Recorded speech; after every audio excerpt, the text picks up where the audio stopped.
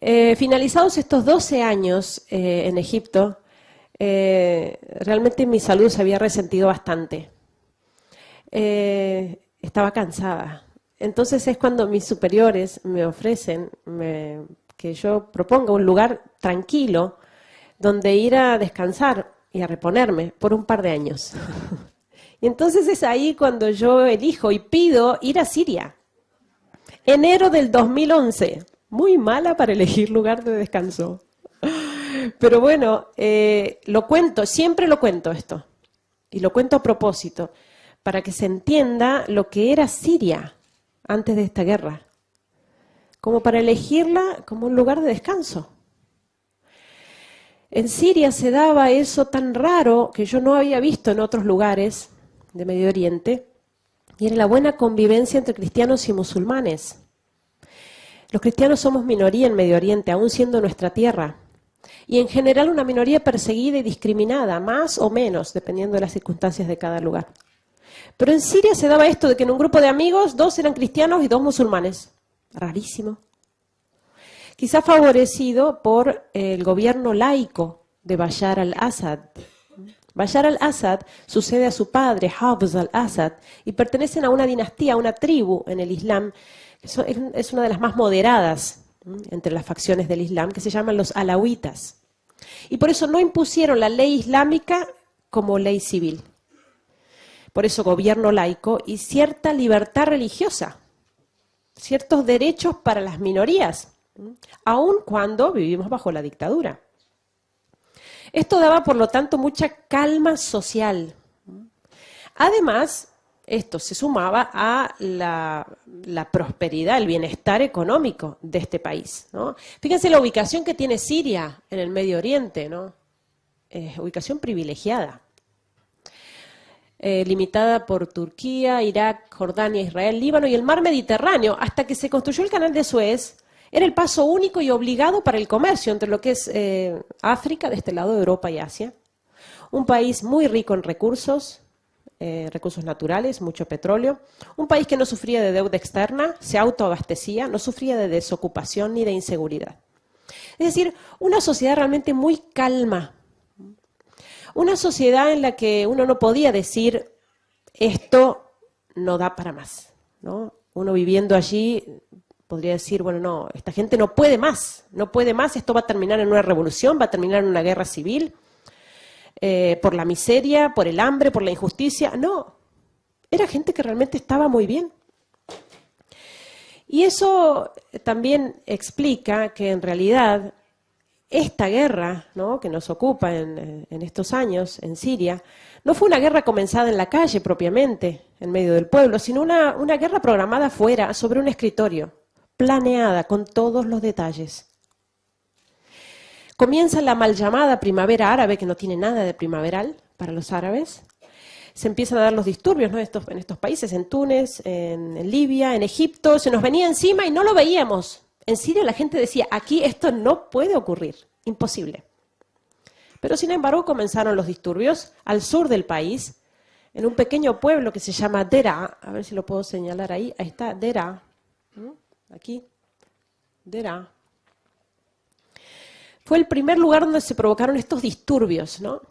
Cuando comienzan estas manifestaciones, la prensa internacional, los medios, lo presentan como que finalmente el pueblo sirio también adhiere a la primavera árabe y sale pacíficamente a las calles para pedir democracia.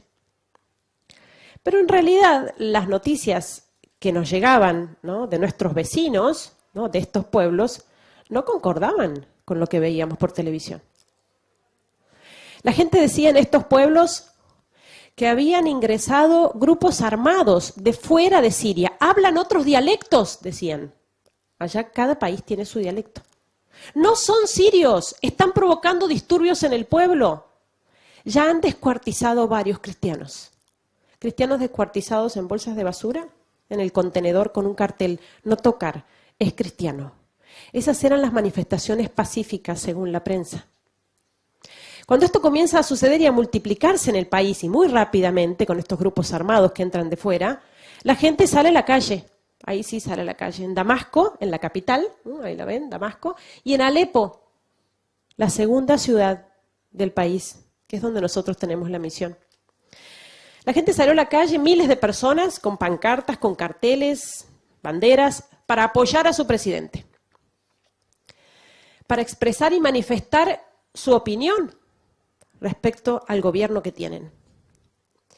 Y no porque Bashar al-Assad sea, no sé, la mejor forma de gobierno, un santo varón, probablemente no lo sea. Lo que pasa es que ellos preferían seguir como estaban a caer en manos del fundamentalismo islámico, porque el resultado de esta guerra no iba a ser la democracia. Ellos ya lo veían. Esas mismas imágenes que nosotros veíamos, la escena que veíamos por la ventana pasar por el obispado donde estamos, veíamos pasar esta gente por la ventana cantando, esas mismas imágenes eran tomadas por cadenas internacionales muy importantes de información y comentadas de esta manera. Continúan las manifestaciones pacíficas del pueblo sirio que sale a la calle para pedirle a su presidente que se vaya. Era ridículo. Claro, ¿quién entiende árabe para saber que estaban apoyando en realidad a su presidente? Y por eso uno de los grandes dolores de este pueblo es esta gran mentira que se montó alrededor de esta historia, ¿no? Es el abandono de Occidente. El Papa lo llama el silencio cómplice de Occidente. Las veces que intentaron manifestarse y expresar realmente su opinión, su voz fue totalmente tergiversada. Y fíjense que todo esto que se armó en torno a esta guerra, ¿no?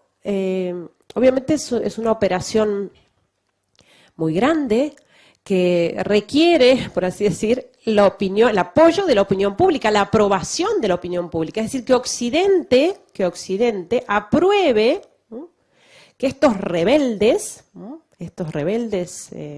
moderados, ¿no? Se levanten contra el dictador. Pero fíjense que es un error de Occidente, que nosotros cometemos como occidentales, de juzgar a los árabes con nuestros criterios occidentales. Y entonces vivimos nuestras democracias y pretendemos imponerlas a los demás, exportar nuestras democracias a estos pueblos, cuando en realidad ellos llevan decenas de años viviendo de esta manera, han vivido bien y se los aseguro, en Alepo, el nivel de vida que había, la gente no era que estaba envidiando las democracias o pseudodemocracias occidentales, para nada. Es más, los cristianos, aun siendo minoría, tenían cierta libertad religiosa, incluso para manifestarse, incluso para influir en el gobierno, para tener puestos en el gobierno, que como ellos dicen, quienes están refugiados ahora en Europa me lo han dicho, me he encontrado con personas sirias que me lo han dicho, libertades que aquí en Europa, en plena democracia, los cristianos no tienen. Entonces eso también como uno tiene que discernir al escuchar las noticias y no ser tan simplistas, ¿no? Como que la democracia viene del cielo y la dictadura del infierno y no hay matices.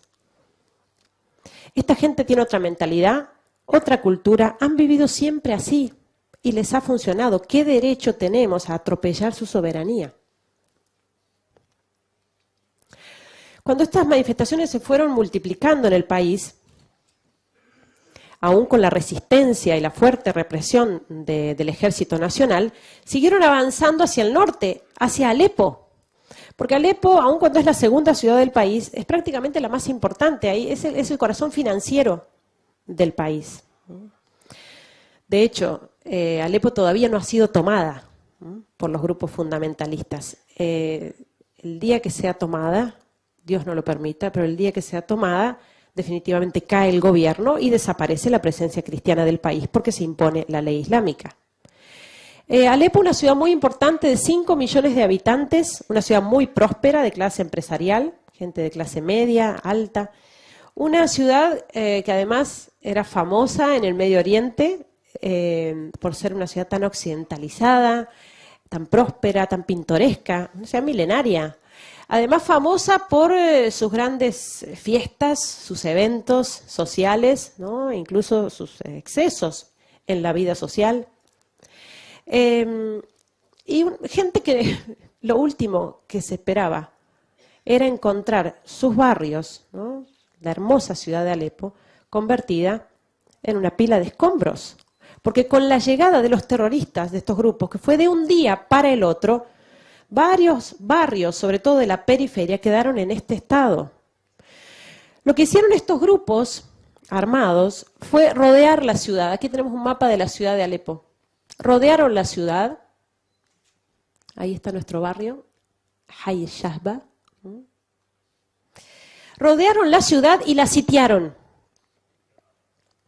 Es decir, bloquearon completamente una ciudad de 5 millones de habitantes. Aun cuando el Ejército Nacional intentó retomar el control de las rutas de acceso, no lo logró hasta pasado un año. De manera que, con rutas cerradas, bloqueo absoluto, nadie entraba y nadie salía de la ciudad, y nada entraba y nada salía. Se acabó el combustible muy rápidamente y ya no veíamos vehículos por la calle. Se acabó el gas. Se acabaron las garrafas de gas.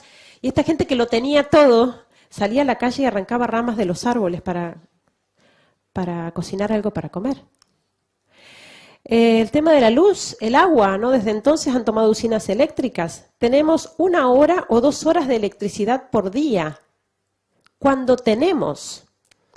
Ahora, actualmente, la ciudad de Alepo lleva 50 días sin electricidad.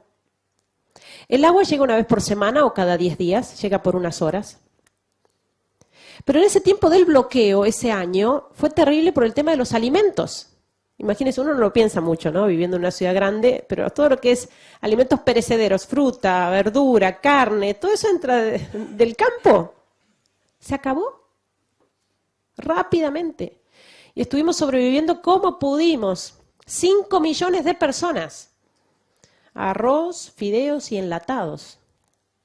La gente decía, nos están dejando morir de hambre y de sed, mientras el mundo no lo sabe. Porque Alepo nunca fue noticia en ese año y medio. Y estamos en la era de las comunicaciones, ¿eh? Todo se sabe. WhatsApp acá y llega a la China en 2 segundos. ¿Cómo se hace? ¿Cómo se hace para mantener en secreto a todo el resto del mundo de que una ciudad como Alepo, de 5 millones de habitantes, está bloqueada sin insumos durante más de un año? No son cosas casuales, son cosas que se planean. El asedio y el sitio a la ciudad de Alepo, que provocó toda esta carestía, se sumaba al ataque permanente, porque imaginemos que en la periferia, que es donde se dan todos estos enfrentamientos entre los rebeldes, serían los grupos fundamentalistas, y el ejército, se da en la periferia, pero es terrorismo, es guerra sucia. No es la guerra, al menos como yo me la imaginaba, ¿no? Campo abierto, un ejército, el otro luchando entre sí, y en el pueblo, en las ciudades, la gente escribiendo cartitas para los soldados, rezando por sus soldados. No, esto es guerra en plena ciudad. Disparan permanentemente contra los civiles, azotan y castigan a la ciudad de Alepo desde entonces. No hay un barrio de la ciudad de Alepo que esté libre de esto, que sea seguro, que uno diga, no, aquí no van a disparar, no van a atacar, es imposible que ataquen aquí. Hay un hospital, hay un colegio, hay niños. No, también atacan hospitales. Por supuesto, el primer blanco son los barrios cristianos de la ciudad de Alepo y las iglesias. Pero en general toda la ciudad está siendo golpeada por los terroristas. Siria tiene unos 21 millones de habitantes, ¿no? Más o menos. Y se calculan unos 12 millones de refugiados. Es decir, 12 millones de personas, más de la mitad de la población del país, que tiene su casa en este estado. ¿Cómo se soluciona esto? Abrimos fronteras y recibimos a todos. Tenemos que saber que los refugiados necesitan ayuda, y está muy bien ayudarlos, pero que cuando estamos ayudando a los refugiados no estamos solucionando este problema, estamos solo poniendo parches y tapando agujeros. Porque hasta que no se cierre el grifo, hasta que no se cierre la fábrica de refugiados, que es la guerra y la persecución, vamos a seguir teniendo refugiados. Entonces también este tema está siendo manipulado y usado. Desde que salió la foto de este niño muerto en las costas griegas, no se hablaba de otra cosa en ese tiempo, ¿no? De los refugiados, y allí van, y aquí vienen, y cuántos son, y que esto y que aquello. Nos están entreteniendo de nuevo con otra cosa que no es lo más importante de esta guerra. Los refugiados son una de las consecuencias de esta guerra. Si no, pensemos cómo ha sido manejado este tema cuando lo lógico sería que los países islámicos, por ejemplo los países del Golfo, ¿no?, que son países muy ricos, tuvieran abiertas sus fronteras para recibir a sus hermanos refugiados musulmanes, ¿sí? ¿Por qué en lugar de mandar millones de euros a Europa para construir mezquitas, para construir mezquitas, por qué no reciben a sus hermanos refugiados en sus propios países? Lo cual sería connatural, sería mucho más sencillo adaptarse en su propia religión, en sus propias tierras. Y entonces Europa, en primer lugar, recibir a sus hermanos cristianos. Esto no es discriminación, es simplemente darnos cuenta de que caridad no significa buenismo. Y este tema de los refugiados también está siendo manipulado. Fíjense que de la oleada de refugiados que entró a Europa, la mayoría no viene de la guerra de Siria. Entró de todo. Tenemos familias nuestras en Alemania que lograron llegar, de la parroquia de Alepo, lograron llegar a Alemania. Hablé con una señora la semana pasada. Estaba aterrada.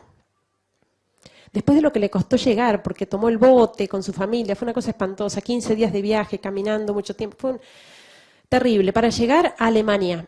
Y dice, estamos sufriendo horrorosamente el maltrato de nuestros vecinos refugiados musulmanes. Los maltratan, los obligan a rezar 5 veces al día con ellos, a las mujeres a cubrirse. O sea, están huyendo de la persecución religiosa en Siria, llegan a Europa. Es nuestra tierra, tierra cristiana, y sufren persecución en pleno corazón de Europa. Y esta mujer me decía, ni siquiera es que estos musulmanes, vecinos nuestros, son sirios. Porque si fueran sirios, todavía, ¿no? Nos hemos llevado muy bien siempre con los musulmanes en Siria. No, hay de todo menos de Siria. Afganos, pakistaníes, marroquíes, hay de todo. Entonces, fíjense cómo en eso también tenemos que tener discernimiento, ¿no? Y el tema de los refugiados es preocupante, pero lo más preocupante de esto es la misma guerra y persecución. Y por eso la voz de la Iglesia, ¿no? Que lo vemos clarísimo en los obispos de Siria, de Irak, ¿no? Del Líbano, ¿no? El mismo Papa Francisco, están hablando muy fuertemente, y esto desde hace años, no de ahora, ¿no?, de detener esta guerra, de poner los medios eficaces para detener esta guerra y esta persecución, ¿no? Y por eso hablan, basta de abastecer a los grupos rebeldes con armamento. Porque en definitiva esto es un gran negocio, ¿no? El negocio de las armas, que es un negocio que da mucho más incluso que el narcotráfico. Entonces por eso los obispos, ¿no? Últimamente uno de los obispos de Siria que dijo basta de vender armas a la oposición moderada, porque la oposición moderada no existe en Siria. Había grupos opositores al régimen, minoritarios, que quedaron diluidos entre estos grupos fundamentalistas. No hay oposición moderada, a no ser que se quiera llamar moderado descuartizar un cristiano. Si eso es moderado, sí, hay oposición moderada. Y por eso el llamamiento del Papa, cuando él dice, estas guerras, ¿son guerras por reales problemas o son una excusa para la venta ilegal de armas? Qué fácil sería acabar con esto si se cortara el financiamiento, si se dejara de comprarles el petróleo, por ejemplo. Sería una forma realmente pacífica de acabar. Se acaban las balas, se acaba la guerra, pero no quieren hacerlo. Y por eso la Iglesia en última instancia no descarta la intervención militar para detener a estos grupos, porque obviamente la caridad no se opone a la legítima defensa. Que yo perdone no significa que no tenga que defenderme. Pero en ese sentido, la posición de la Santa Sede es muy clara cuando habla de que la única manera de terminar con esto es armar una coalición en el seno de la ONU, masiva, pero en acuerdo con los gobiernos de turno. Una coalición con los gobiernos tanto de Siria como de Irak. Es totalmente insensato armar coaliciones que dejan al margen a Irak, a Siria, a Irán incluso. Estas intervenciones unilaterales no solamente son ineficaces, sino que pueden aumentar la confusión y el desastre en esos lugares. Y por eso Es lamentable, pero solo la voz de la Iglesia, en este sentido, es clara y contundente. Y por eso ustedes cuando quieran informarse, infórmense por los medios católicos y las agencias informativas católicas para saber lo que realmente está pasando. Bueno, esto es el centro de la ciudad, que era muy pintoresco. Miren los niños andando, ¿no?, arriba de los escombros. Casi se nos hizo una cosa normal. Yo recuerdo que cuando empezó esto, que fue de un día para el otro, ¿no?, de tener los tanques en la calle, cañonazos, tiros, ¿no?, temblaba el edificio, entraba alguna bala por la ventana. Esas 2 primeras semanas fueron terribles, estábamos encerrados todos, hubo toque de queda, no salíamos, era muy difícil dormir. Pero claro, esas semanas del comienzo se hicieron meses y los meses se hicieron años en la misma situación. Guerra en plena ciudad. Entonces obviamente la gente empezó a salir, digamos, no a pasear, nadie sale a pasear en Alepo, ¿no? Pero a salir para comer, para trabajar, los chicos al colegio, los jóvenes a la universidad. Es la vida cotidiana, que obviamente es del todo particular, ¿no? Uno cuando anda por la calle tiene que andar con mucho cuidado, normalmente salimos con zapatillas para poder correr, ¿no? Estar muy atentos a los ruidos, ¿no?, las explosiones, los tiros, a ver de dónde vienen, más o menos uno calcula la distancia, ¿no? Pero imagínense lo que es eso para los niños, que están viviendo esto desde hace más de 4 años. Un niño que ha vivido así su infancia. Niños que toman pastillas para dormir, porque por el miedo a la noche no pueden conciliar el sueño. Niños que juntan balas, tienen su cajita de cartón y vienen a la parroquia con la cajita de cartón y se intercambian las balas, los proyectiles, como si fueran figuritas. Porque es lo que uno encuentra en cualquier lugar, en la calle, en la terraza, en el balcón. No es raro que uno va caminando por la calle y le caiga una bala cerca, que pique al lado y uno la levanta todavía caliente del piso. Esa es la vida cotidiana, sobre todo de nuestros cristianos, ¿no?, en los barrios cristianos sobre todo. Miren esto, francotiradores, ¿no?, son lugares, son calles, determinadas calles que ya sabemos cuáles son, que las cuales tienen alcance los francotiradores, y ya sabemos que hay que correr mucho, ¿no? Nos preparamos en una esquina, por ejemplo, de este lado, de a varios, y bueno, 1, 2, 3, y cruzamos corriendo lo más rápido posible para que no ser alcanzados por las balas del francotirador, y de a varios para ayudarnos, en el caso que le den a uno, el resto pueda arrastrarlo, auxiliarlo. Vida cotidiana de esta gente, ¿no?, sobre todo en barrios cristianos, iglesias destruidas. Y el ataque con proyectiles, que es de lo más común, lo más frecuente en cuanto a armas que están utilizando los terroristas, son estos proyectiles que caen con tanta frecuencia uno detrás del otro que la gente habla de ellos como de la lluvia. Utilizan el mismo término en árabe, bitmatar, se dice en árabe. Y se preguntan así, entre los jóvenes, por ejemplo, bueno, ¿cuántos llovieron este fin de semana en tu barrio? Llovieron 50. Lluvia de proyectiles. Armas caseras que no son muy grandes, el problema es que las preparan con todo tipo de elementos cortantes adentro, vidrios, clavos, latas. Entonces, el problema de la caída de proyectiles, de la explosión de un proyectil, no es en sí misma la explosión, que se lleva una habitación, no más. El problema es la onda expansiva. Cuando eso explota, reparte, ¿no?, por cientos de metros durante varios minutos todas esas esquirlas. Y por eso, cuando uno anda por la calle y escucha este tipo de explosiones, que ya las distinguimos bien, sabe que es uno que ya tiene que correr, ¿no? Correr y esconderse, protegerse detrás de algo sólido, para que no protegerse de las esquirlas. Esto es tan frecuente que la asistencia sanitaria se ha hecho totalmente ineficaz, está colapsada. Esto no es una película, ¿no? Uno lo ve en las películas, una explosión, o se detiene todo el tráfico, llega la policía, las ambulancias, los periodistas, todo. No. Esto sucede, estas explosiones, cada 15 minutos, cada media hora, cada 40 minutos y a veces en el mismo barrio. Hace tiempo ya que no vemos ambulancias. Cuando se produce una explosión de estas, vienen los camiones, como los que ven aquí, que recogen restos, los restos humanos, ¿no?, rápidamente con esas bolsas de basura grandes, esas negras, y van recogiendo todo lo que queda desparramado, una cabeza, un brazo, una pierna, eso se hace un nudo al camión, y rápidamente eso va a la morgue, a los hospitales. Se alisa la calle, los escombros, y a la media hora, a la hora, la vida continúa. Y si alguien quiere buscar a algún familiar, reconocer a alguna víctima, tiene que ir a la morgue y abrir bolsa por bolsa para buscar algo de esta persona que busca. Como lo hemos tenido que hacer muchas veces, nuestros sacerdotes lo han hecho muchas veces. A nosotros nos pasó, bueno, obviamente viviendo en esta situación de riesgo permanente, hemos visto pasar la muerte muy de cerquita, ¿no? Muchas veces, ¿no? Por diferencia de minutos o de metros, ¿no? Pero especialmente trágica fue una experiencia que realmente nos marcó en el barrio, que fue la caída de un misil que cayó allí. Esta foto está sacada desde la terraza del obispado donde vivimos, ¿no? Al lado de la catedral. El misil cayó a 50 metros allí, detrás del camión. Ya está tapado el cráter, fíjense. Los camiones ya han alisado el terreno. Esta es calle principal, no es calle de tierra. Parece calle de tierra, pero es por los escombros. Todo esto era una gran arboleda. Aquí negocios ambulantes, aquí carpas de refugiados. Esta es la ciudad universitaria. Esta sola explosión de este misil, no proyectil, misil, se llevó 400 muertos, muchos estudiantes universitarios. Fue a la 1 del mediodía cuando cayó este misil. Yo estaba por subir a la terraza, el edificio del obispado es muy grande y en la terraza tenemos una pequeña habitación donde está el lavarropas. Yo estaba por salir en ese momento cuando uno de los sacerdotes del piso de abajo me llama.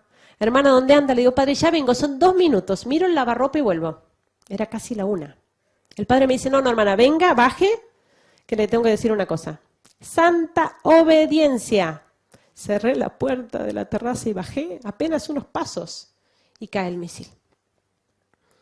Cae el misil, que el estruendo fue terrible, ¿no? Como un terremoto, y eso que estamos acostumbradísimos a las explosiones, que son permanentes, ¿eh? Cada 15 minutos, cada media hora. Pero esto, la caída del misil tan cercano, provocó que nosotros, estando en el tercer piso del edificio, viéramos pasar por la ventana los pedazos de asfalto y los pedazos de autos, y había restos humanos en todas las terrazas de los edificios a la redonda. Los sacerdotes salieron inmediatamente a la calle para asistir a los heridos, nosotros recibiendo a las personas que entraban, que ingresaban a la catedral, que se dañó muchísimo la catedral y el obispado. Entraban con heridos, era todo un caos, una confusión. Nosotras además intentando ubicar a nuestras estudiantes. Nosotras allí en el obispado tenemos una pensión para estudiantes universitarias. Era la 1 del mediodía, la hora de salida de la universidad. Y nos faltaba una de las estudiantes. Bueno, en medio del caos y de la confusión, ahí mismo en la catedral, entre los escombros, todo, la veo a ella sentadita, esta chica que buscaba, la veo sentadita en un banco, toda despeinada, blanca. Digo, bueno, viene de afuera, viene de la explosión. Cuando me acerco, ella gritaba que le dolía el brazo. Y digo, bueno, te habrás quebrado, no es nada, ya vas a estar bien, vení que te ayudo. Bueno, la fui a cargar, para aliviarla le saco el abrigo, y cuando le saco el abrigo me llama la atención que lo tenía abierto de punta a punta atrás. Y cuando se lo saco, ahí le veo que de la espalda le salía un hierro. Tenía un hierro clavado en la espalda. Salimos con ella, pobrecita, ella no se alcanzaba a ver lo que tenía, ¿no? Logramos conseguir un vehículo con mucha dificultad, llevarla al hospital. El sacerdote la pudo confesar, entró al quirófano y la salvaron. Le sacaron el hierro que le había atravesado el omóplato y le había perforado el pulmón. Se estaba asfixiando. Milagrosamente salvada realmente. Y les estoy contando un caso, un herido, y de una sola explosión, una sola. Ese mismo día, a la tarde, unas pocas horas después, quizás cuando está sacada esta foto, más o menos en ese momento, ya estaba toda la gente de la catedral, los jóvenes, juntando, barriendo escombros y vidrios y preparando un salón en el obispado para celebrar la misa, porque por varios meses no pudimos usar la catedral, que se dañó mucho. Desde ese día prácticamente se duplicó el número de gente en misa. Misa diaria, no estoy hablando de domingo, misa diaria. Cuando sucedió lo de París, el atentado de París, fue espantoso. A mí me dolía en el alma escuchar que en los noticieros se decía, la gente ahora en Europa tiene miedo de ir a las iglesias. Probablemente las iglesias sean menos visitadas. Yo pensaba, qué distinto es allá. Ellos sufren muchísimo y rezan muchísimo. Sufren todavía más y bueno, rezan todavía más. Cuando la prueba es más grande, hace falta una gracia más grande, hay que pedirla. Los persiguen y son todavía más fuertes. Miren esta chica, Sima, estudiante universitaria y scout. 20 años de edad, fallecida en una de estas explosiones de proyectiles. Nur, entrenadora de básquet, apasionada por el deporte. También fallecida en barrio cristiano por la caída de un proyectil. Miren esta mujer, no es de Alepo, es de un pueblo, de una ciudad que se llama Raqqa, que a lo mejor la han escuchado nombrar, es prácticamente la capital del califato que pretenden instaurar los del Estado Islámico, y allí los cristianos fueron asesinados cruelmente. Pongo esta foto por poner de lo más suave, esta mujer cristiana atada a la columna para que todo el que pase la golpee hasta que ella pida convertirse al Islam y reniegue de Jesucristo y de su fe. Y no lo pide. Y como digo, es de lo más suave que uno puede mostrar, porque, bueno, lo sabrán por los videos que ellos mismos están difundiendo.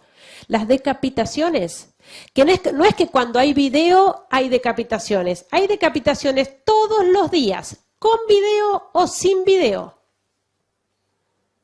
Niños enterrados vivos, a la vista de sus madres, sepultados vivos por ser cristianos, o crucificados. O sea, para darnos una idea, para intentar concientizarnos de lo que está pasando allá, quiero que se imaginen, que supongamos que lo que sucedió en París, ese atentado tan horrible que sucedió en París, que fue un viernes, no sé si recuerdan, fue un viernes. Tratemos de imaginar lo que hubiera sido, si esto sucedía también el sábado. Imagínense, si el viernes la reacción en los medios fue, no se hablaba de otra cosa. No se hablaba de otra cosa, en todas partes. Imagínense si hubiera sucedido de nuevo el sábado en la misma ciudad de París. Otro atentado de esas dimensiones. Y el domingo de nuevo, en París. Y el lunes, y el martes, y el miércoles. Multipliquen por 4 años. Yo estaba en Argentina cuando veía la reacción del mundo, incluso la reacción del mundo cristiano, viendo cómo en nuestras parroquias se rezaba por los familiares de las víctimas, y el minuto de silencio aquí y el minuto de silencio allá, y la banderita de Francia en todos los perfiles, y yo pensaba, ¿por qué? ¿Por qué no la misma reacción por nuestros hermanos, nuestros cristianos perseguidos, mártires, en Siria y en Irak desde hace 4 años? No estoy minimizando lo de París, por favor, ¿no? Simplemente tratando de hacer tomar conciencia de lo que significa este genocidio del que somos testigos nosotros. Bueno, miren, hay una foto de los nuestros, gente de la parroquia, de la catedral. A mí me gusta mucho esta foto porque hay de todo un poco, ¿no? Hay niños, miren los rostros de esos niños. Hay jóvenes, miren los jóvenes. Bueno, no tan jóvenes y ancianos, ¿eh? Miren esos rostros. Y díganme qué es lo que llama la atención de esos rostros. Si no es la sonrisa. Es la sonrisa. Sonrisas que, bueno, cuando nosotros ponemos estas fotos en las páginas nuestras, es muy gracioso porque la gente escribe y pregunta. Muy lindas las fotos, pero nos gustaría ver fotos de la gente de la guerra. Son estos mismos. ¡Ay, qué lindas fotos! ¿Son anteriores al conflicto? No, son de ahora. Esta gente sonríe así ahora. Y son sonrisas verdaderas, ¿eh? Yo soy testigo, vivo con ellos. No son sonrisas de foto, sonrisa de perfil, ¿no? Que uno sonríe así, para la foto y después ya vuelve a... No, ellos sonríen. A la par de semejante sufrimiento, sonríen. Son sonrisas que, sinceramente lo digo, extraño. Porque no las veo fácilmente afuera. Entonces uno se lo pregunta espontáneamente, ¿cómo pueden sonreír así?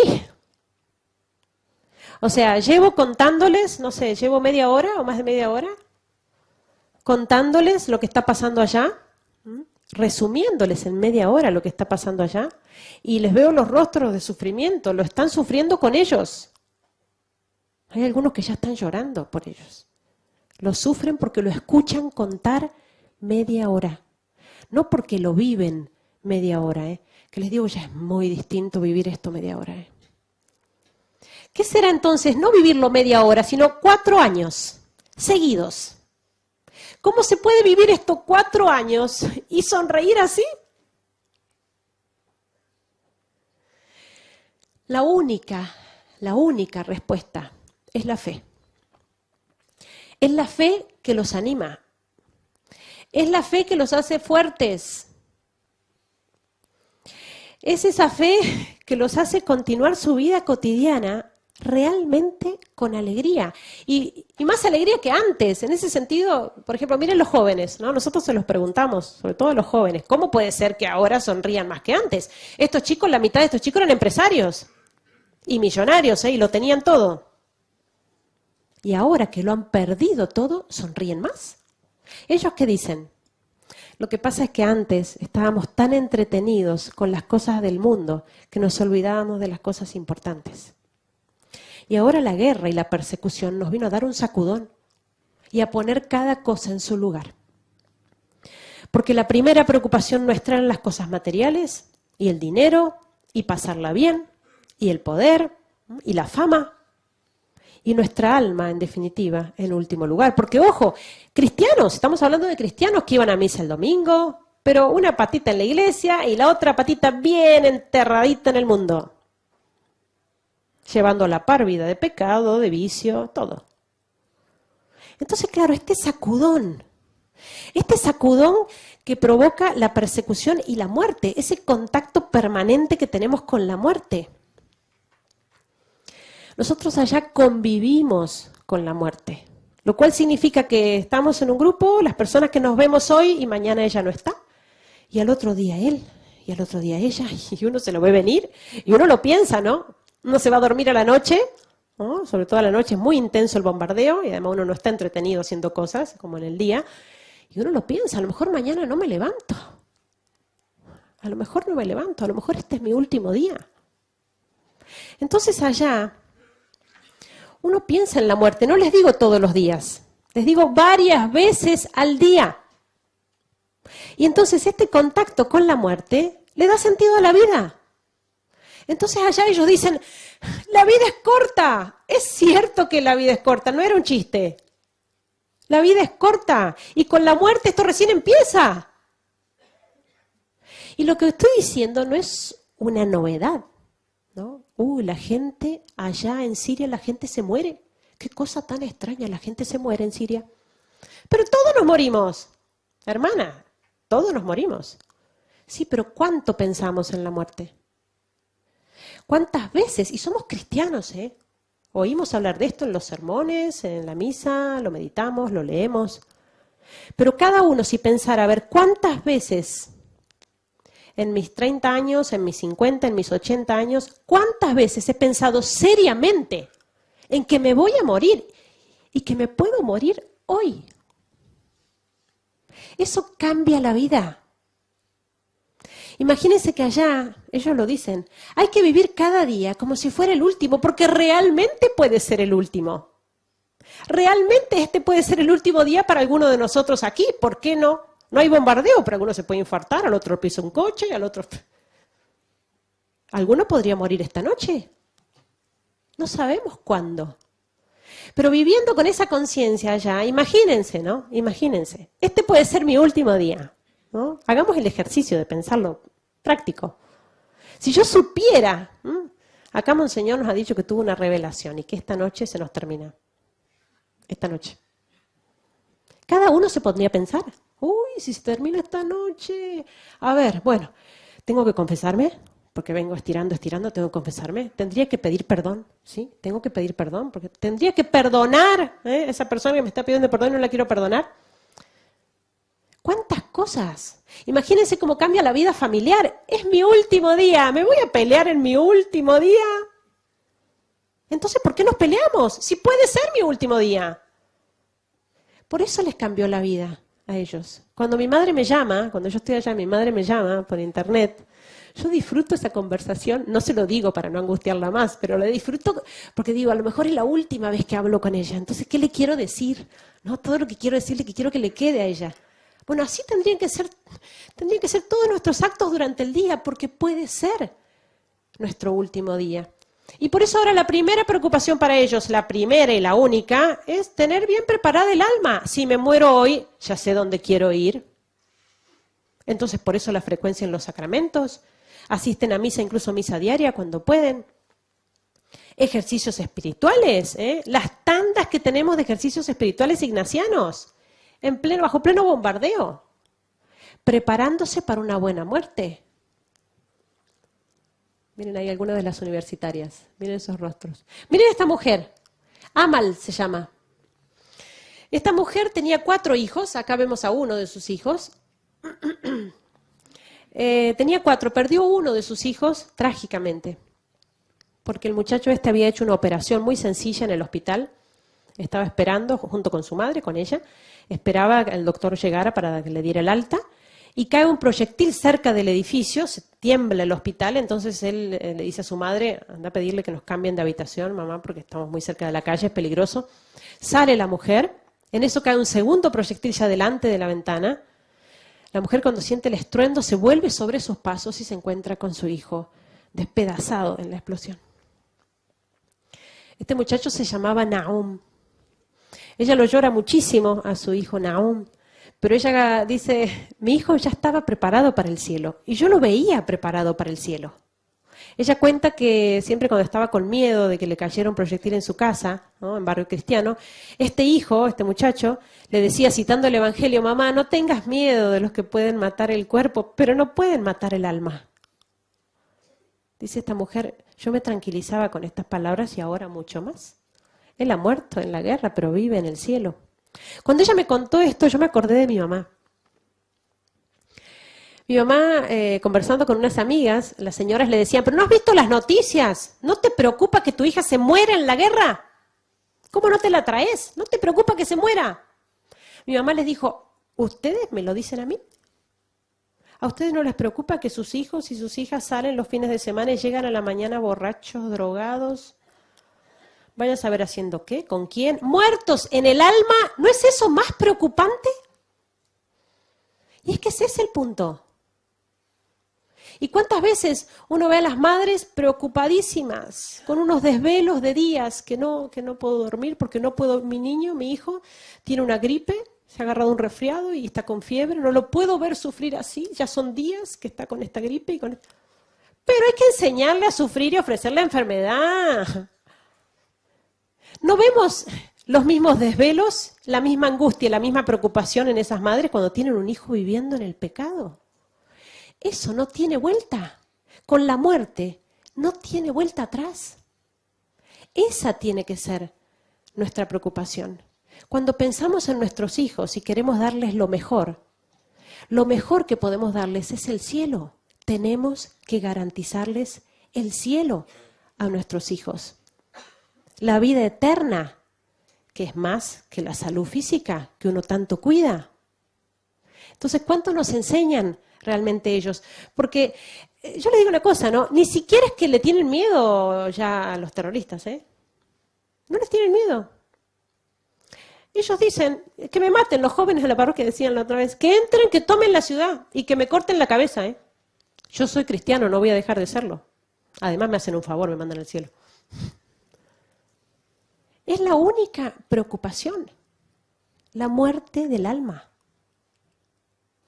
Y esta gente que obviamente vive de la fe, no hay que entender que viven, ¿no?, de una manera así medio rara, ¿no?, extravagante. Entonces, como viven esta situación de martirio, están encerrados en las iglesias rezando y esperando que los maten. No. Esta gente sigue adelante con su vida cotidiana, porque vive de la fe. Y la fe nos inunda la vida. Nos cambia la vida completa, de arriba a abajo. No es que porque tengo fe, entonces rezo bien, rezo mucho, rezo bien. No, si tengo fe realmente, y si me anima la fe, estudio bien, trabajo bien, soy un buen hijo, soy un buen padre, soy un buen ciudadano, porque tengo fe. La fe le da sentido a todo lo que hago en mi día de cada día, ¿no?, en mi vida cotidiana. Y por eso esta gente sigue adelante con una fortaleza que es admirable y que, ojo, no tenían antes. Los chicos yendo al colegio. Es impresionante. El primer año de guerra se suspendieron las universidades y los colegios. Todo se cerró, ¿no? Por la situación. Segundo año de guerra, todo seguía igual. Los jóvenes pidieron, queremos volver a la escuela, a los colegios. ¿Qué vamos a estar esperando de brazos cruzados a que termine la guerra? Y se reabrieron los colegios. Y ellos contaban las anécdotas felices de que habían empezado las clases, chicos de secundaria. Empezamos las clases. Está difícil escuchar a la profesora. De rato no la escuchamos por el ruido del bombardeo, pero empezamos las clases. Parece un chiste. O sea, los chicos literalmente esquivan balas para llegar hasta el colegio. Los jóvenes, yendo a la universidad, estos son chicos de nuestra parroquia. Feraz, Karim, Nadine. Estos son estudiantes de cuarto año de medicina. Cuarto año de medicina en Alepo, bajo bombardeo. Miren esta chica, Humida. Recibida en biotecnología, hace poquito tiempo, un par de meses atrás. Recibida en biotecnología, estudió 5 años. ¿No? Miren la felicidad de esta chica. Y no es de Alepo, es de un pueblo lejos de Alepo que está más tranquilo, por así decirlo. Es que tampoco está todo bien en Siria, pero hay pueblos que son menos castigados. Y ella viene de uno de estos pueblos, podría haberse quedado allí con su familia, y sin embargo se fue a Alepo. Cuando comenzó la guerra decidió seguir allí para estudiar y se recibió. Yo tengo 42 años y en Argentina todavía tengo amigos de mi edad o por ahí, 40, que siguen en la universidad. Siguen 10, 15 años estudiando en la universidad, les encanta, vitalicios, y no se reciben nunca. No se reciben. Ya gordos, barbudos, ya. Y no se reciben. No, bueno, porque es complicado, es difícil. Estos chicos, en situación extrema, se reciben, estudian y se reciben. Los vemos nosotros estudiar. Ir a la universidad todos los días, realmente arriesgando su vida. Estudiar con una linternita porque no tenemos electricidad y recibirse. Las hermanas me contaban, hace pocas semanas atrás, que habían dado alerta en el barrio. Fue falsa alarma finalmente, pero habían dado alerta de que habían tomado el barrio nuestro, los terroristas, ¿no? Nosotros siempre tenemos preparado una mochilita con los documentos y las cosas esenciales, cosas que si entran, ¿no?, y toman el barrio hay que salir corriendo, uno no va a estar preparando cosas, tiene que salir y correr inmediatamente. Avisaron, ¿no?, empezó a salir a huir toda la gente de sus casas, ¿no?, por las calles, corrían, y las hermanas avisaron a nuestras estudiantes, vamos a correr, cada una su mochila y a correr. Y una de ellas agarra su mochila y agarra los apuntes de estudio y se los lleva. Y la hermana le dice, ahora te llevas los apuntes. Ella dice, lo que pasa, hermana, que si pasamos esta, yo el lunes tengo examen. No se puede creer. No se puede creer la fuerza de esta gente. La fuerza que les da la fe. Fíjense cómo el sacrificio y el sufrimiento ha fortalecido su voluntad y los ha hecho personas libres, porque créanme que son personas libres, más libres que nosotros. Guerra, persecución, pero son libres. A nosotros, ¿cuántas veces nos pasa, ¿no?, con nuestros hijos, con nuestros niños, con nuestros jóvenes, que queremos evitarles el sufrimiento? Y queremos hacerles que todo les sea más fácil. Uno escucha tanto esta frase, ¿no?, de las mamás, tantas veces, que ¿cuánto he sufrido yo de niña? ¡Ay, la pobreza! 10 hermanos éramos, 12. ¡Uy, cómo hemos sufrido! No, yo a mi hijo le doy todo, que no le falta, 2 tengo, 2, para que lo tengan todo, que estén bien cómodos, que no sufran, suficiente lo que sufrí yo. ¡Pobres niños! ¡Pobres niños! Los hacemos esclavos de sus caprichos. Y después cuando crecen y se enfrentan con la vida real, que está llena de dificultades y de sufrimientos y de pruebas, se dan cuenta de que los hemos engañado. Chocan con la vida real y fracasan, porque no los hemos preparado para el sacrificio, no los hemos preparado para la renuncia, no los hemos hecho personas libres, dueñas de sí mismos, que puedan decidir hacer algo cueste o no. Y cueste lo que cueste. Nos quejamos mucho de nuestra juventud, ¿eh? Yo lo escucho mucho en Argentina. Esta juventud floja que tenemos, que no son constantes, que no perseveran, que no se pueden comprometer con nada, todo lo dejan a la mitad. Pero si no nos hemos preparado para la vida, vemos los matrimonios fracasar después de 10 años de novio adorándose, 2 años de casados y se separan. 2 años. ¿Qué pasó? Fue muy difícil. ¿Y quién te dijo que iba a ser fácil? ¿Por qué se creen que me hice monja, no? Pero claro, ¿quién te hizo creer que iba a ser una cosa fácil el matrimonio? ¿Dónde está escrito? A ver. Es que eso es lo que nos pasa. Y criamos a nuestros hijos, ¿no?, en esta sociedad de consumo y de hedonismo y de materialismo. Claro que es el yo y el yo. 1 o 2 en la familia. Después, claro, el terrible problema de cuando uno se casa, tiene que compartir o con otra persona. Ahora no soy solo yo, es ella también o él, ¿no? El matrimonio. Y entonces, terrible problema. Si hemos sido criados en el egoísmo, no estamos dispuestos ni sabemos lo que es renunciar a los propios gustos por el bien del otro. No lo sabemos hacer porque no nos lo enseñaron. Entonces fíjense cómo nos dan ejemplo de que el sufrimiento en nuestra vida es un trampolín. Es un trampolín para crecer, es un trampolín para el cielo, para formar personalidades libres y fuertes. Miren esto. Un matrimonio, a lo mejor conocen esto porque fue muy difundido en las redes sociales. Una boda. Miren las paredes descascaradas de la iglesia y, bueno, las ventanas sin vidrios. El casamiento fue a mediodía. Entra el sol. Porque se casaron en una iglesia sin techo. Y flor de casamiento, ¿eh? En una iglesia sin techo. Y nosotros con nuestros matrimonios entre nuestros jóvenes para que se casen, lo que hay que hacer para que se casen. 10 años de novio y finalmente han puesto fecha y reúnen a la familia. Bueno, queremos darles la noticia de que hemos puesto fecha, ¿sí? Nos casamos en el 2025. En el 2025. Sí, porque ya eso nos va a dar el tiempo suficiente para preparar las tarjetas. Porque bueno, las tarjetas son con una florcita especial que viene, que la mandan de Alemania, una florcita que tiene así, que para casarse con esa tarjeta es. Y el salón, que ya lo tenemos señado, y los invitados que vienen. Y mueren en el intento, ni llegan a casarse, ni llegan.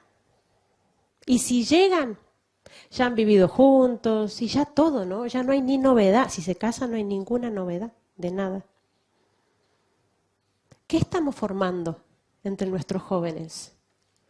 Estos chicos se casan en una iglesia sin techo. Si quiero hacer las cosas bien, las puedo hacer bien.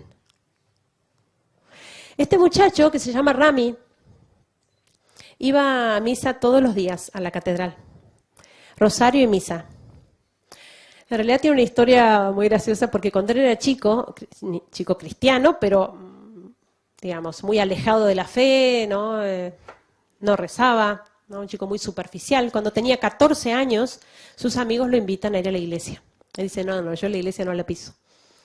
Entonces le dicen, no, pero vení a misa, vení, vas a ver que está lleno de chicas lindas.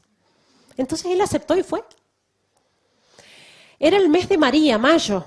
Las iglesias se llenan de gente en Medio Oriente durante el mes de mayo, todos los días, hasta ahora, incluso durante la guerra. Él dice que iba re contento todos los días con sus amigos, se quedaba al fondo y miraba a las chicas en misa. Pero claro, iba todos los días, llegó el 1 de junio, entró en la iglesia y se encontró con 10 viejitas. ¿Y qué pasó? ¿Quién se llevó las chicas? Entonces le explicaron, ¿no? Lo que pasa es que terminó el mes de María. Entonces él dice, en ese momento obviamente fue una gracia de Dios muy grande la que recibió. Él dice, me puse tan triste y tan mal que le dije, Señor, te prometo que desde hoy hasta el día que me muera, no te voy a dejar solo ni un solo día. Desde entonces, desde los 14 años, Rami va a misa todos los días. Un buen día no lo vimos en la catedral, en misa, pensamos, bueno, algo le pasó, seguramente, era imposible que no estuviera Rami. Lo habían secuestrado, efectivamente. Se lo llevaron atado en el baúl de un auto con gruesas cuerdas, lo encerraron en un bañito muy pequeño, una letrina, sentado en una silla y atado con cuerdas a la silla. Esposas en las manos, ahí se ve la marca, ¿no?, de las esposas. Estuvo allí atado 2 días, ¿no? Los ojos vendados. Le dijeron que apenas recibieran el rescate de dinero lo iban a matar. Él rezaba y rezaba. Él cuenta que, bueno, rezaba mucho el rosario. Fueron 2 días en que rezó ininterrumpidamente, sin comer ni dormir. Rezaba el rosario, rezaba una oración a la Virgen que quieren mucho ellos allá. Bajo tu amparo nos acogemos, Santa Madre de Dios. Bueno, esta oración que quieren mucho. Y le rezaba a San Miguel Arcángel, ¿no? San Miguel Arcángel, defiéndenos en la batalla. Le tienen mucha devoción también. Resulta que, bueno, pasados estos 2 días y él pidiéndole a Dios y a la Virgen que lo libraran, en un momento se le ocurre fingir un dolor de cabeza y empieza a gritar. Y gritar hasta que lo cansa, el que lo cuidaba, lo cansó. Entonces viene, se acerca y le dice, necesito tomar algo para el dolor de cabeza, no puedo más. Entonces se va. En ese momento él dice, yo me encomendé a la Virgen y de una rompí todas las cuerdas. Gruesas cuerdas con las que estaba atado a la silla. Y dice él, por milagro, totalmente por milagro. Era imposible desatarme solo, y se rompieron todas las cuerdas. Se liberó de la silla rápidamente y salió fuera y se encontró con luz natural. Dice, bueno, al menos es más fácil escapar, no estoy en un sótano. Se acercó y era un balcón de un 2.º piso y ya venía subiendo el secuestrador, ¿no? Y estaba él ahí, que nosotros nos reímos mucho, lo cargamos mucho, porque él es un chico muy devoto, muy piadoso, pero deporte, cero, nada, ¿no? Entonces, claro, él se encontró ahí, que bueno, y atado todavía con las esposas en las manos, y dice, me encomendé a San Miguel, al Arcángel, y me tiré, ¿no? Y se tiró, bueno, y se quebró, pobrecito, que aparte lo cargábamos y le decíamos a San Miguel Arcángel, le hubieras pedido las alas. Mirá cómo te hiciste. Pero, bueno, él se reía, pero contando su historia, ¿no? Y su milagro, contando el milagro a todos, una y otra vez. Milagros como ese, todos los días, entre nuestros cristianos, todos los días. Milagros de fe. Milagros que no es que se dan allá, se dan en todas partes. Dios hace milagros entre nosotros todos los días. Lo que pasa es que no los vemos, estamos tan entretenidos con otras cosas. La fuerza de estos cristianos, de estos mártires, de estos confesores de la fe, les viene por una gracia especial de Dios, ciertamente, ¿no? Gracia que se debe a su oración, a cómo rezan mucho, ¿no? Gracia también que se debe a las oraciones de ustedes. O sea, ellos confían y esperan en sus oraciones, realmente. Ellos, cuando uno sale de allá, ¿no? Que podrían pedir tantas cosas, ellos que necesitan tanto, podría hacer una lista así, y ellos dicen, pídanle al mundo que rece. Es eso lo que piden. Y es gratis. Lo podemos hacer todos y sostenerlos. Esa es la primera manera de ayudarlos, rezar. La segunda manera, difundir lo que está pasando, que se conozca. Tenemos 2 páginas de Facebook. La primera, SOS Cristianos en Siria. La segunda, Amigos de Irak. Allí subimos noticias de los cristianos perseguidos, ¿no? De lo que está pasando allá, anécdotas, ¿no? De nuestras parroquias, de nuestros cristianos. Difundir estas cosas para que se conozca, para que más gente rece, para que más gente ayude. Entonces, en tercer lugar, ayudar y colaborar con lo que uno pueda, ¿no? En este sentido, yo creo que hay que tomar conciencia de la necesidad de ayudar a los cristianos en origen, a los que están allá, que son los que más necesitan. El cristianismo realmente tiende a desaparecer de estos países y eso sería un grave problema para Occidente. Es nuestra responsabilidad que el cristianismo no desaparezca. Tenemos que ayudarlos para que puedan seguir resistiendo allí donde están. Miren este signo. Es la letra Nun.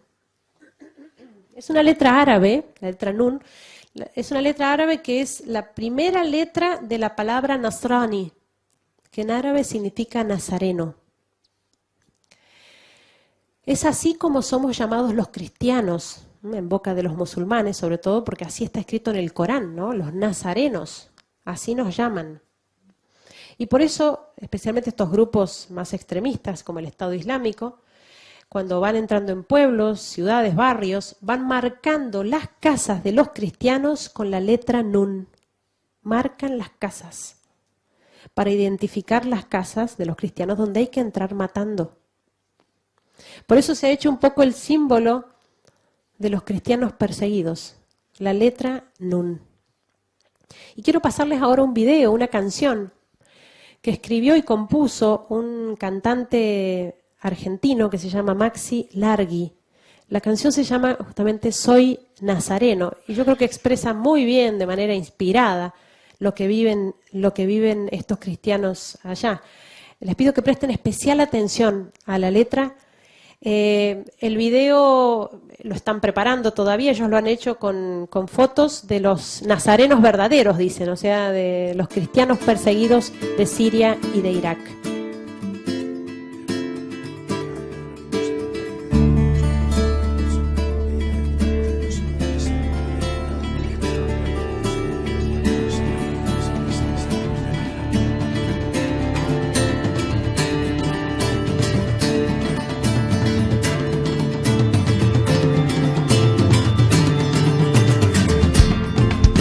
Arenas del desierto se han mojado con la sangre y las lágrimas de Dios. En su marcha las tinieblas van tiñendo las banderas con el negro del terror.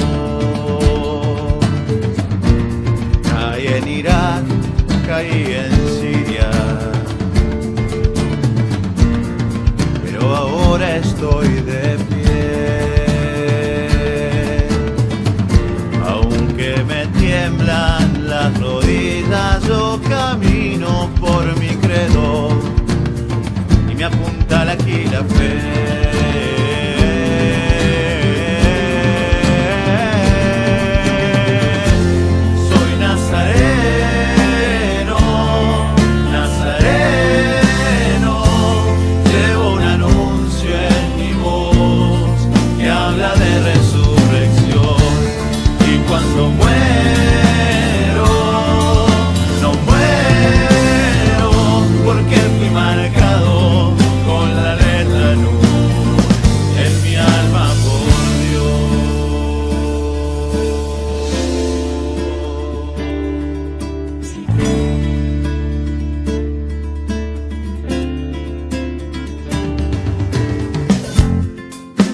Susurrar mi rezo bajo el ruido de Kalashnikov en las calles de Mosul.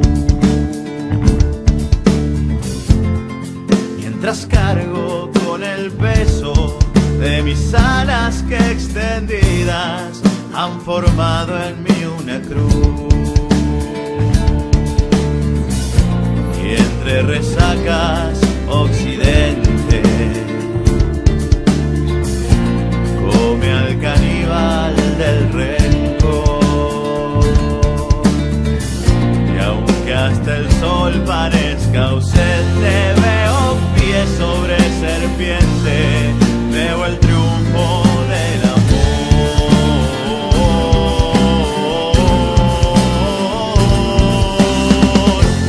Soy nazareno.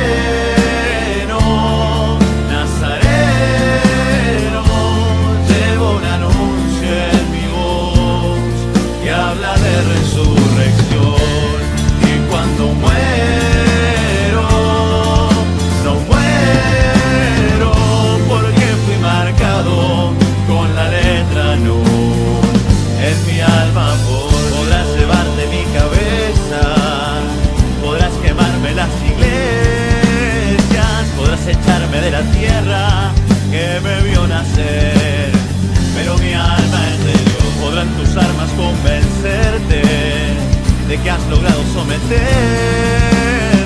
pero el espíritu me sopla hacia la libertad. No hay cadenas para la verdad. Entre los clavos de tu ira quiero ofrecer mi otra mejilla, amar la mano que martilla y con mi cuello acariciar el filo de tu daga.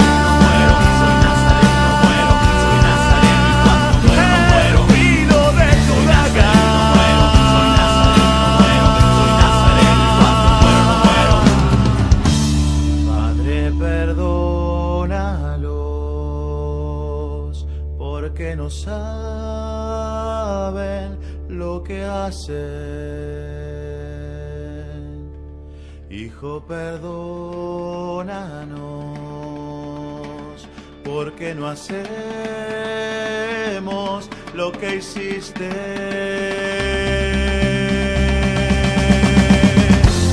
Soy nazareno, nazareno, llevo un anuncio en mi voz que habla de resurrección. Y cuando muero, no muero porque fui marcado con la letra Nun en mi alma por Dios. Soy nazareno, no muero, soy nazareno, no muero, soy nazareno y cuando muero no muero. Soy nazareno, no muero, soy nazareno, no muero, soy nazareno y cuando muero no muero. Soy nazareno, no muero, soy nazareno, no muero, soy nazareno y cuando muero no muero. Soy nazareno, no muero, soy nazareno, no muero, soy nazareno y cuando muero no muero. Soy nazareno, no muero, soy nazareno, no muero, soy nazareno y cuando muero no muero.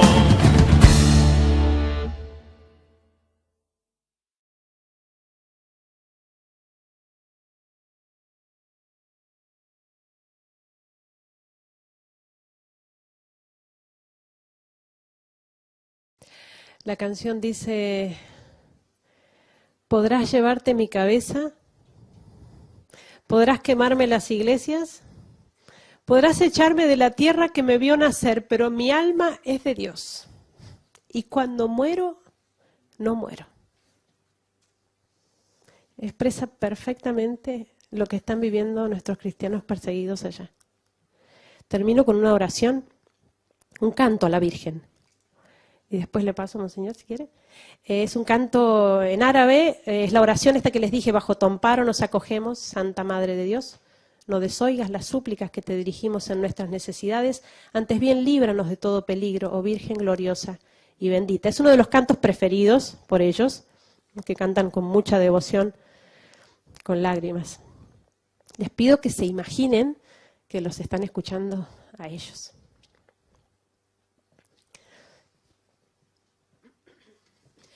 في ظل حمايتك نلتجئ يا مريم لا ترد طلبتنا عندما ندعوك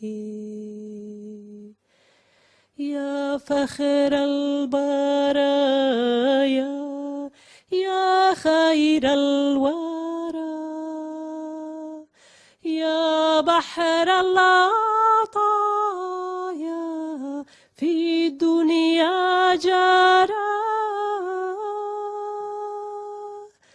في ظل حمايتك نلتجئ يا مريم لا ترد طلبتنا عندما ندعوك.